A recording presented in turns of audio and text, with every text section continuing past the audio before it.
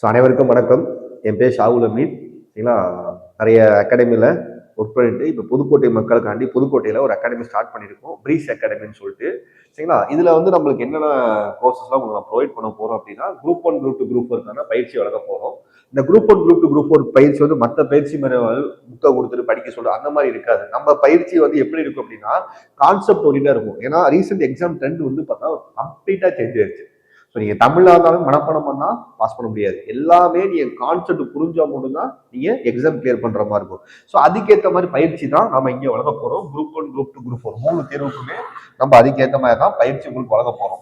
So இப்போ group 2 group 1 group 4 என்ன sir இந்த 3 எக்ஸாம் வித்தியாசம் அப்படின்னா, இதுக்கு ஒரே பொது அறிவு தான்.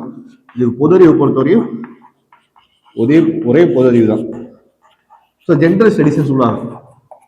3ஓட பேட்டர்னும் இப்போ சேம் ஆயிடுச்சு. இப்போ குரூப் 1க்கு குரூப் 2 குரூப் 4 3ஓட பொது அறிவு கேள்வியுமே ஒரே மாதிரி தான் கேட்க ஆரம்பிச்சிட்டாங்க. இதோட சேர்த்து என்ன வரும்னா மேக்ஸ் வரும். இது வந்து குரூப் 1க்கு. குரூப் 2 குரூப் 4 இருந்தா எக்ஸ்ட்ரா என்ன வரும்னா மொழிப்பாடம்னு ஒரு திட்டம் இருக்கு. மொழிப்பாடம் அது வரும்.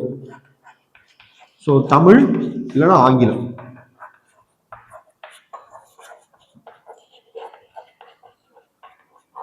சரிங்களா, ஸோ இதுதான் வந்து நம்ம குரூப் 1 குரூப் 2 குரூப் 4க்கான வித்தியாசமே. குரூப் 1னா வந்து என்னன்னா பொது அறிவு மேக்ஸ் மட்டும் இருக்கும். குரூப் 2 குரூப் 4னா பொது அறிவு மொழிப்பாடம் மேக்ஸ் மூணுமே சேர்ந்து இருக்கும்.